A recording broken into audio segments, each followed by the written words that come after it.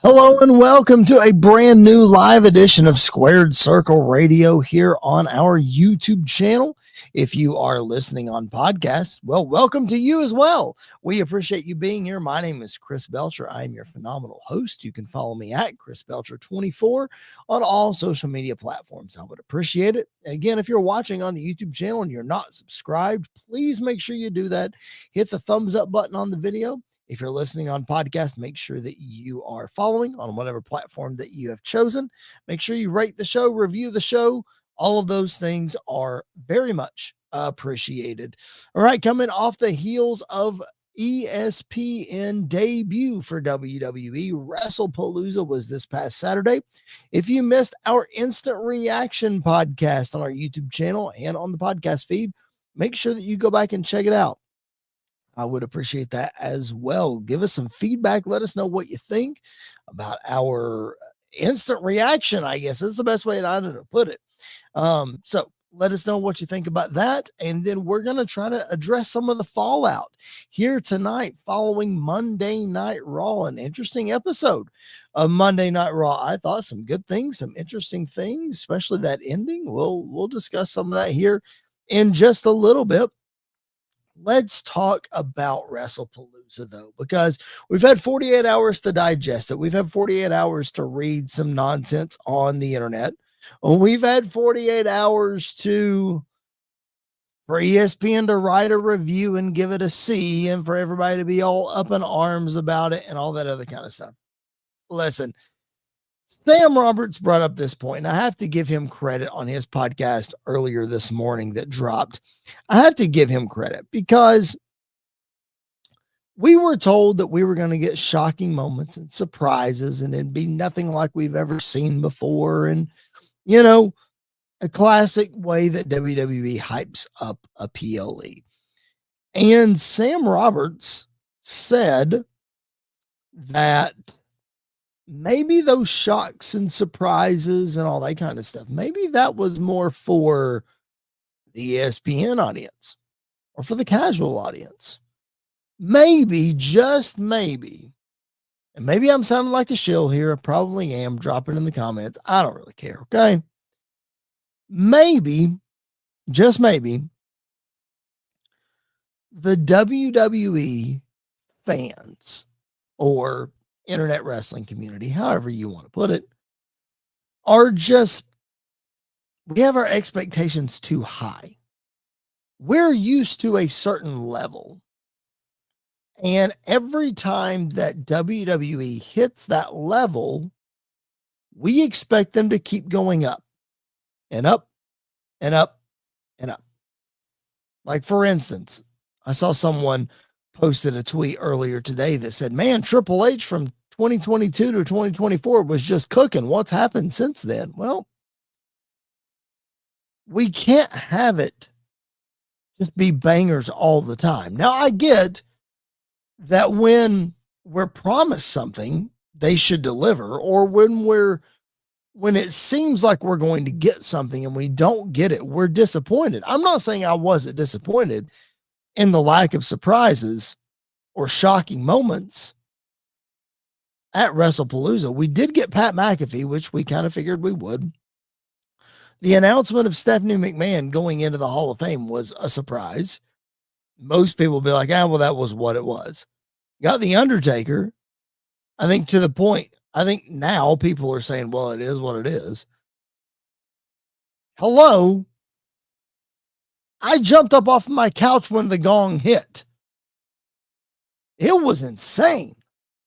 I was like, what is happening? We're getting The Undertaker on a PLE? Let's go. We got Paul Heyman with Brock Lesnar. Who's to say that the people weren't shocked by that and excited to see that again? That was cool. Did we get Roman Reigns? No. Did we get Randy Orton? No.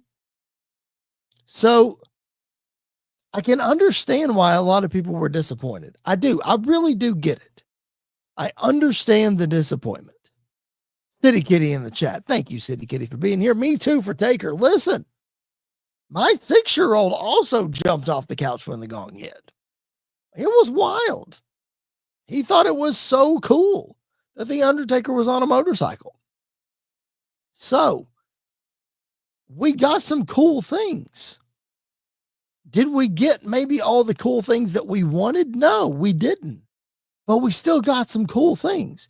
So I think the narrative out there, the lesson we can learn from this PLE is maybe we should temper our expectations a little bit. And maybe as WWE fans, if we temper our expectations just a little bit and we let things play out on TV the way they're going to play out, we watch it for what it is, and we invest in what it is that's in front of us,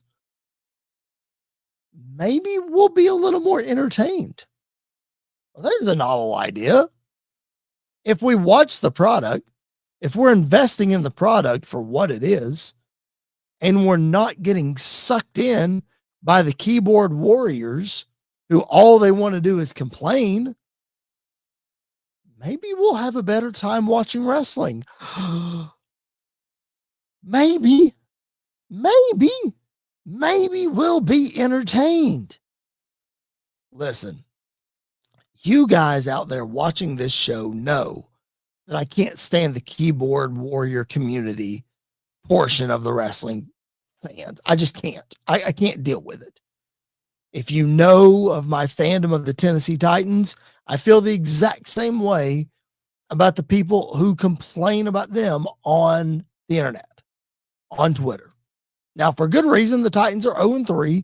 You see Titans stuff behind me. I actually just recorded a Titans podcast, and I just didn't take the stuff down. But this is not a Titans podcast. It's a wrestling podcast. But I think the narrative is the same. Let's quit reading all the crap that's online. Let's enjoy what's on our TV screen.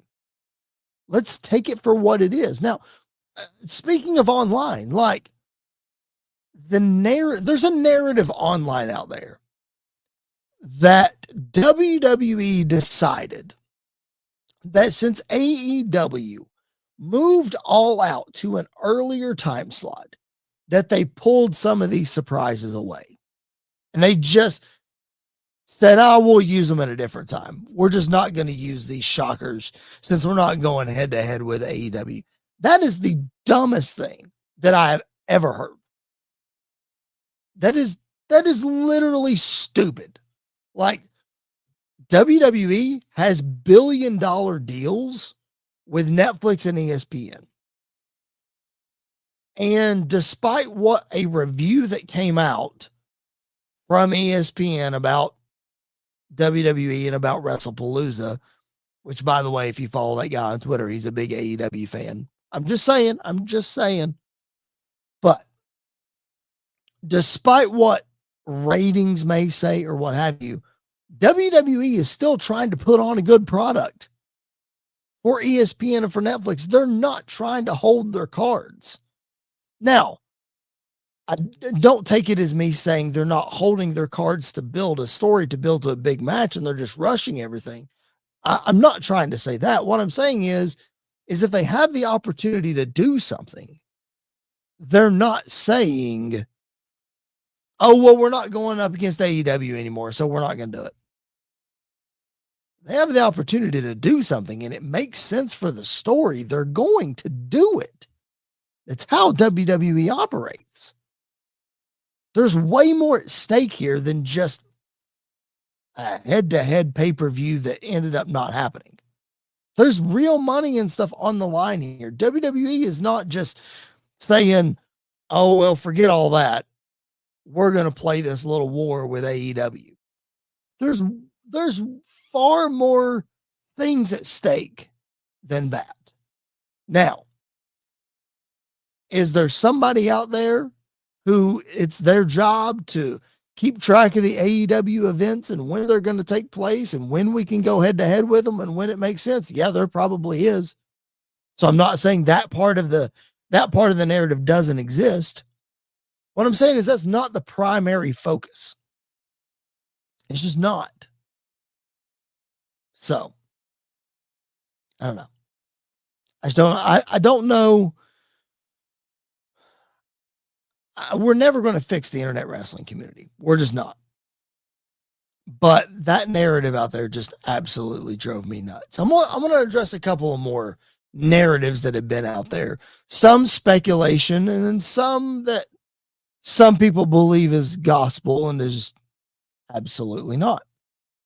So there was one report out there from bodyslam.net that said John Cena, as of Saturday morning, was supposed to win the John Cena Brock Lesnar match, and something changed. Okay, cool. There's another report out there from bodyslam.net that both Cody Rhodes and Drew McIntyre both pitched for Randy Orton to, air quotes here if you're listening on podcast, cost Cody the championship and have Cody chase Drew, all the while Orton is looming and he finally turns heel on Cody. So there's reports out there that those things have happened. So an example of what a lot of people in the internet wrestling community do is they'll take those reports and present them as facts. This was supposed to happen. Why didn't this happen? If this would have happened, the pay-per-view would have been so much better. I can't believe WWE didn't pull the trigger on this. Why would they change their mind on this? This is such a great idea. Ladies and gentlemen of the Squared Circle Radio community, watching us live, listening to us on podcasts, watching the replay, they're called reports for a reason.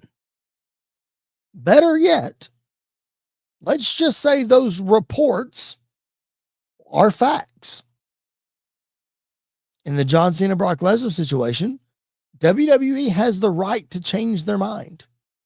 Maybe John Cena was planning to win until Saturday morning, and then things change. It's the wrestling business. Things change. And people saying, oh, John's a company guy. John's not going to push back. He should have won that match.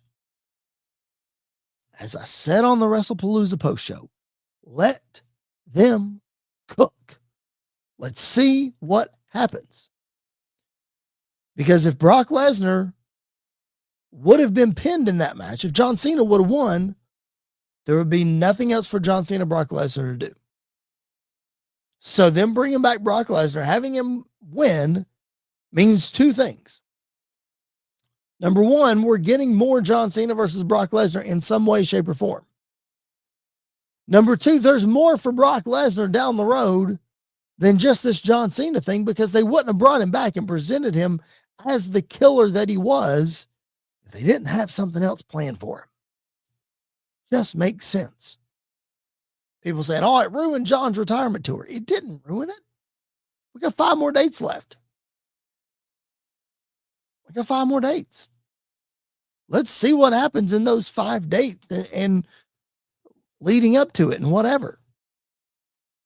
John Cena tweeted out tonight, John Cena versus AJ Styles, Monday Night Raw. I'm sure everybody wants to see that. And guess what? If we get that right now, it's not going to matter that Brock Lesnar beat John Cena. You're not going to be any less excited to see John Cena in another match just because Brock Lesnar beat him. In fact, you're probably going to be more excited to see John Cena in a match, because now, guess what? Brock Lesnar's a heel. And now you want John Cena to go beat up the heel and get his revenge. That's Wrestling 101, ladies and gentlemen. They got the reaction they wanted. The fans, the kids cried. I'm not condoning hurting kids' feelings. I'm just saying. They got the reaction they wanted. Why not? So, that's the Cena narrative. Let's talk about the report of Drew, Cody, and Randy. Am I surprised, just like everybody else, that Randy Orton did not get involved in this championship match? Of course I am. Of course I'm surprised. Would have made all the sense in the world for Randy Orton to get involved in this championship match, one way or the other. Of course I'm surprised. But the report read, again, report, true, false, who knows? The report read that Cody and Drew both pitched this idea. Unlike the Cena report, where it said Cena was slated to win the match. There was nothing in this said report that said Randy was slated to help Drew win. It said the idea was pitched. Well, guess what, guys? Shoot, I can pitch an idea all day long, and my boss can say, nope, don't like it. Nope, I've got another plan. Nope, there's reasons that you can't see, big picture reasons that you can't see why I have to tell you no right now. I could go call up Sirius XM, the home of Pro Wrestling Nation 24/7, 24 hours a day, 7 days a week, pro wrestling content. And I could say, hey guys, I've been hosting this show called Squared Circle Radio for a long time. Let me pitch to you why my show belongs on your network. What are they? They have two options. They can say, yes, we'd love to have you on our network. That's a great idea. We're so glad that you brought that to our attention. Or no, you don't fit on our network. We have other plans. We appreciate your pitch. Good luck to you. But no. City Kitty in the chat. You heard about the Drew and Cody, but take it with a grain of salt. Exactly. Now I'm going to say this. I hadn't planned on saying this. City Kitty is prompting me to say it. She doesn't know it, but she is. These reports came from bodyslam.net. And if you followed our show for a long time, you know that we are formally affiliated with bodyslam.net. In fact, we were affiliated with bodyslam.net around the time of AEW All Out 2021, where famously bodyslam.net was the news site, or the dirt sheet site, however you want to put it, that staked their claim that Bryan Danielson was signing with AEW. And nobody else would report it. Or if they did, they were crediting bodyslam.net. But nobody else had any leads on it. And it was very, very tight-lipped. But guess what? At the end of AEW All Out, Bryan Danielson walked out. Bodyslam.net was right in their reporting. Congratulations. So we were affiliated with them when that happened. And not too terribly long after that, it was bodyslam.net who reported that Vince McMahon and the WWE was being sold to a team in Saudi Arabia. And people were talking about it. It was confirmed like it was news, and it was people reacting to it, and et cetera, et cetera, et cetera. The only people that didn't say anything was the WWE. And turns out that report was not accurate. Now, were there parts of that report that may have been accurate and maybe a deal was pulled off the table that we don't know about? Perhaps. Was it just completely false information that was fed to them and they ran with it? Perhaps. We don't know. All I'm saying is reports are reports until they're facts. Until Bryan Danielson walked out onto the AEW All Out stage in 2021, that was just a report. Then it became a fact. The WWE was supposedly sold to a group in Saudi Arabia. That was a report. That did not become a fact. So, online wrestling community, please take your reports as reports until you see it happen on TV.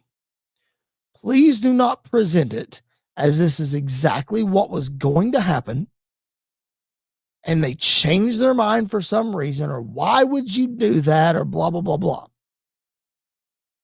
Is it fun to talk about some backstage stuff? Of course it is. But as our old buddy Bruce Pritchard likes to say, sometimes they feed some stuff to the dirt sheets just to get them talking. Some people don't like that business mantra. Andy, I know, Andy York, my co-host, does not like that mantra. Some people don't like it. Doesn't bother me either way. Why? Because it's entertainment. You want to keep the audience guessing. So please don't take your reports as gospel, ladies and gentlemen. Please don't take the reports as gospel until you see it on television. Now, before we continue reacting to some of the fallout from WrestlePalooza, we still have some Monday Night Raw stuff to talk about. Before we do that, let's take a little pause for the cause and hear from our friends over at SportsWire Radio and the Reverend Tom Bryce. Looking for all the latest happenings in the world of sports and wrestling? Well, you're in luck because SportsWire Radio has you covered 24 hours a day, 7 days a week, and 365 days a year. With great shows in the world of sports such as the Pinstripe Chronicles hosted by Uncle Tats, Donald Stewart, and Rob Barrows. New York Baseball Talk with Chris Bazaya and Rob Maraska. The Liftoff Jets also hosted by Chris Bazaya and Sharman Phillip. Neil Villapiano and the Devil's State of Mind. Randy Dillon's Hockey Fan Chat. In the world of wrestling, SportsWire Radio has you covered with Squared Circle Radio featuring Chris Belcher, Andy York, and Jared Justice. Those sit-down marks with DB, Primo, AJ, and Michael. A work in progress featuring the Mayor of Canton, Piles, and Glenn Abbott. You can catch all of these great shows and more anytime, anywhere, and any place via the Listen Live button on SportsWireRadio.org, and you can also catch SportsWire Radio anytime on YouTube at SportsWire Radio 6579 to catch all the latest happenings in the world of wrestling. SportsWire Radio has you covered. It's all sports matters and all wrestling matters here on SportsWire Radio. I am your host, the owner of SportsWire Radio, the #1 global radio station, the owner of the Promo Wrestling Federation, and one of the owners of the Pride Wrestling Federation. Your voice, figuratively and literally, where all wrestling matters, the Reverend Tom Bryce. Thank you, Tom Bryce. Thank you for your support of Squared Circle Radio over the last 5+ years. We appreciate it so very much. And for those of you who are watching us live, watching the replay, or listening on podcast, we appreciate your support as well.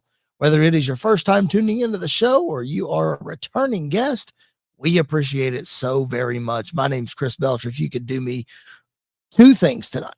I'm asking 2 favors from our listeners and our viewers here on Squared Circle Radio. Even if you're listening on SportsWire Radio, I'm asking 2 favors of you. Number 1, go to the YouTube channel, hit the subscribe button. It doesn't cost you a thing, and it helps us a ton. You have no idea how much it helps us. Hit that subscribe button. We're not going to send you an email. We're not going to bombard you. We're not going to do any of that. Okay, I'm just asking that you hit the subscribe button and support the show. If you like anything of what we are doing right now, subscribe to the channel. We would appreciate that so much. The second thing that I'm going to ask you to do, my social media and Squared Circle Radio social media only goes so far. You folks that are out there listening to us, whether you're on our channel or you're listening on SportsWire Radio, your voice goes a lot further in your friend system, in your sphere, in your live circles, whatever. Your voice goes a lot further than mine does. So what I'm asking, share the show. If you're digging what we're doing, the chances are you know people in your life that enjoy consuming wrestling content outside of just what you watch on TV. And if you're digging what we're doing, I got a good feeling that they're going to dig it too. So share the show on your social media. Tell a friend about Squared Circle Radio. Let's fill this chat up during our live shows. Let's have some conversations. Let's have some good back and forth. I would appreciate that so very much. That would make my job a lot easier. Let's just say that. Make my job a lot easier. But no, in all seriousness, share the show. Let's help get the word out. Let's build this community up. I would appreciate that so very much. This will be a lot of fun.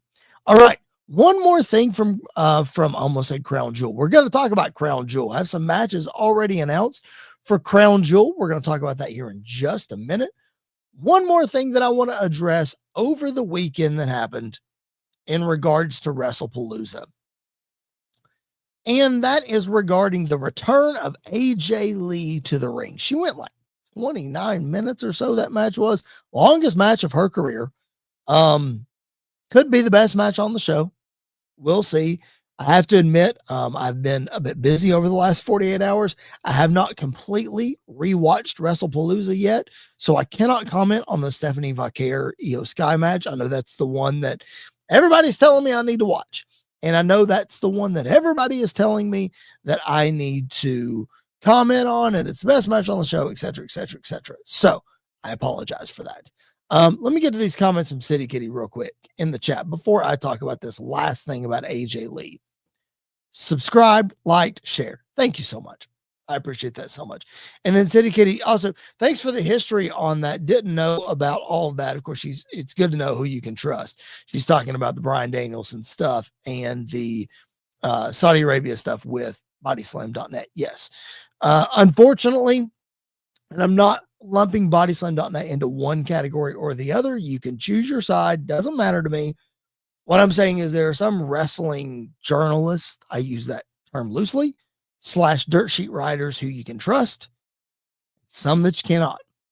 I know that the guys on Busted Open are very high on and have a great relationship and always vouch for Mike Johnston from PW Insider. Very, very intelligent guy. Always checks his sources, so that's a good one. Sean Ross Sapp is one that we vouch for quite a bit on this podcast. So he's pretty accurate in a lot of his reporting. He's pretty careful in his reporting as well. Say what you want about Dave Meltzer. He's been doing it for a long time and he's made a living doing it and this, that, and the other, but he gets more wrong than he does right. It is what it is. He's never given Kurt Angle a 5-star match in his career. So again, you can judge it by that, I think. All of that to say, again, if it doesn't happen on TV, it's not true. It's just the bottom line.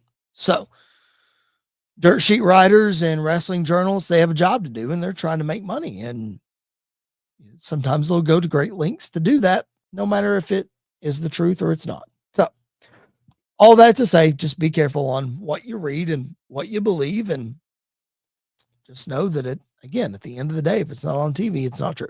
So,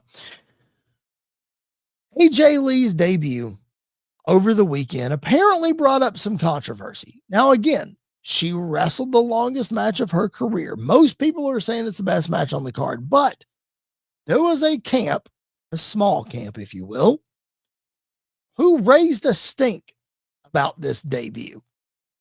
Who could I be talking about? Rowdy Ronda Rousey had some comments to say about AJ Lee's debut. Now, of course, everybody here that's been following wrestling for the last 7-8 years know that Ronda Rousey had an incredible debut at WrestleMania 34. I was in the building, New Orleans, when she teamed with Kurt Angle to face Stephanie McMahon and Triple H in a mixed tag team match. Best match on the card, aside from Charlotte and Asuka, best match on the card, really stole the show. She had an incredible performance. And yeah, lots of people regard it as one of the top WrestleMania moments of all time. Ronda Rousey, UFC Hall of Famer, former UFC champion, getting in the ring finally for the first time and had a great showing out of it.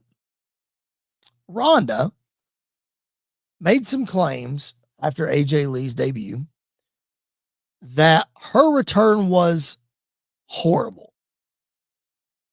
Use that word, horrible, and said she was nowhere close to Ronda's match at WrestleMania.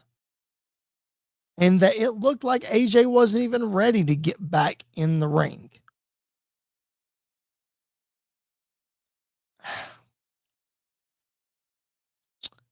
Number one, I don't think you can compare the two. Because Ronda was active the whole time in between going from UFC to WWE. Now, she didn't actively fight, but it's not like she took 11 years off. Okay. It was like, 2 years, I think, something like that, in between when her last fight and when she went to WWE. We're talking about 11 years for AJ Lee here. Let's give her a little bit of grace, number one. In-ring conditioning is different than just conditioning. So that's number two. And for AJ to go 30 minutes, I know she didn't wrestle for 30 minutes. Ronda didn't go 30 minutes in her debut. But again, Ronda was a trained athlete throughout the time that she was gone.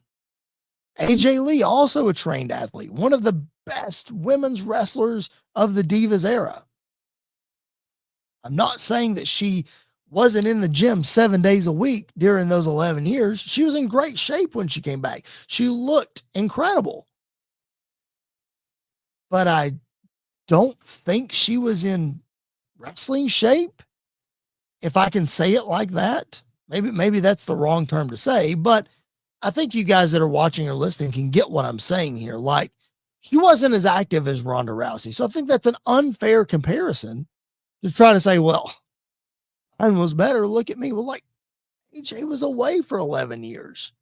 Yeah, the fans chanted, "You still got it." There's a real good chance that she had lost a little bit of a step.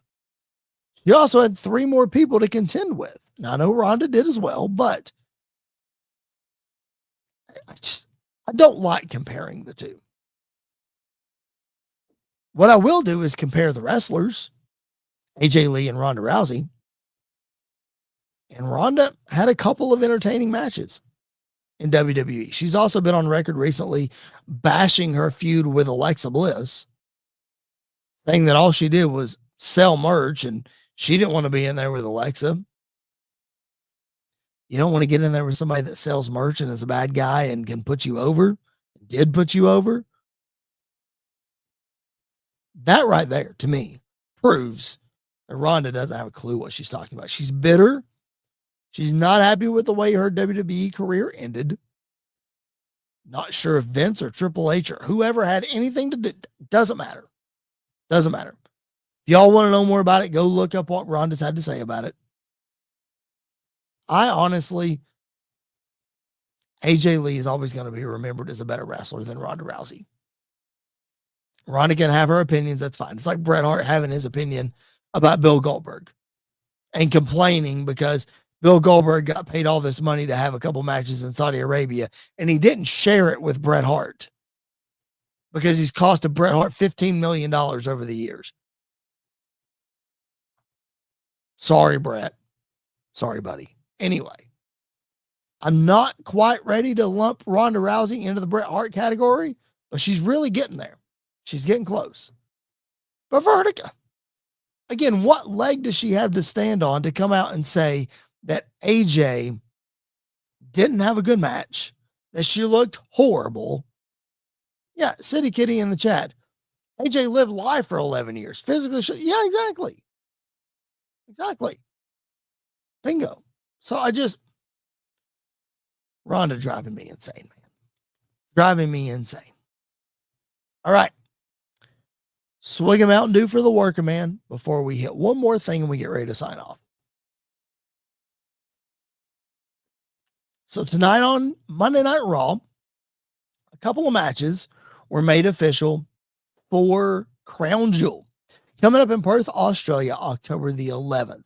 The one match that was made official was the new Women's World Champion, Stephanie Vaquer. It was announced that officially she will take on the Women's Champion from SmackDown, whomever that may be, after the result coming up this Friday. So it's Tiffany Stratton defending the championship in a triple threat match against Jade Cargill and Nia Jax. So Stephanie will face one of them. If I have to make an early pick, I lean towards Tiffany Stratton. I don't know that they want either of them to lose.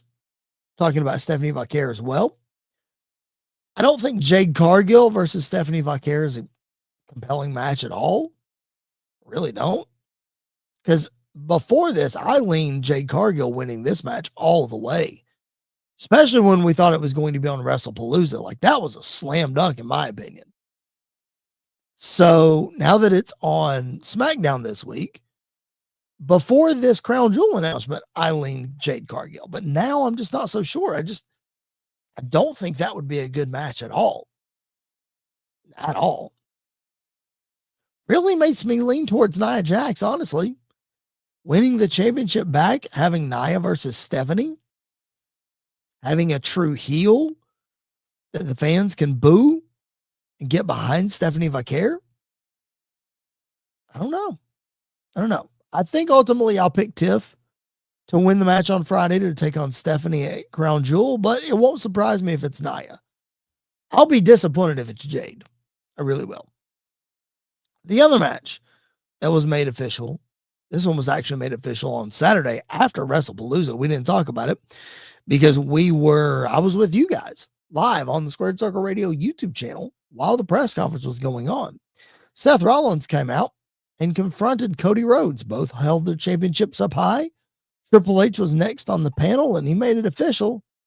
Seth Rollins versus Cody Rhodes, champion versus champion for that Crown Jewel Championship coming up in Perth. So it's Cody versus Seth, part 4, ladies and gentlemen, and I could not be more excited to see these two guys go at it again. The first 3 high-profile matches of Cody's second run in WWE. When he came back in 2022, he wrestled Seth Rollins at WrestleMania 38. He wrestled him at Backlash, and then he wrestled him at Hell in a Cell with a torn pec. So to see these guys go at it one more time, it's going to be awesome.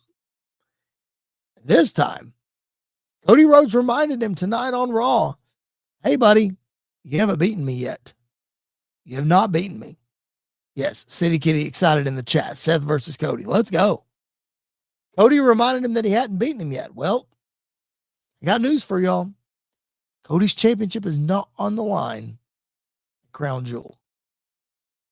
I think the interference of a Scottish psychopath could set up another match between Drew and Cody and cost Cody the match against Seth Rollins. So I think my early prediction, probably going to stick to it as well. We'll see how it unfolds over the next couple of weeks. Early prediction for Crown Jewel is that Seth Rollins gets the big win over Cody Rhodes with help from some of his friends, most likely, which gets Drew in Seth's good graces, gets Cody wanting revenge on both Seth and Drew, and we lead to War Games. Just saying. I predicted that the other night too. I've predicted that for a couple of weeks. It only makes sense for that to happen. Speaking of Cody Rhodes, not having to do with Seth Rollins, having to do with Jey Uso. On Monday Night Raw tonight, again, Jey Uso has been in a funk for a while now. And he got himself a match with LA Knight. And Jimmy is trying to talk to him like, hey, man, we got to go take care of the Vision, which that match is advertised for next week. But Jimmy says, we got to take care of the Vision, man. We got to get our rematch. We got to take care. And then you went and got yourself a match with LA Knight. And Jay says, yeah, I got to take care of this. Because if it wasn't for LA Knight, we'd have taken care of the Vision last week. And then we'd have taken care of him at Crown Jewel or at WrestlePalooza. But LA Knight was involved. I got to take out LA Knight. Well, the Vision gets involved in that singles match tonight. And Jey Uso picks up the win. Jimmy comes out and he's going to go try to save LA Knight from a beatdown from the Vision. And Jay doesn't want any part of it. All right. Well, what I want to talk about, I mentioned Cody Rhodes. After that first confrontation between Jay and Jimmy at the beginning of the show, Jimmy runs into Cody backstage. Cody offers to go talk to Jay. Cody goes into the locker room, gives Jay a very uplifting pep talk. Hey, we're here for you, brother. I've been there. I've struggled. We're here for you. And Jay's like, yeah, man, we're good. I'm good. I'll get out of this.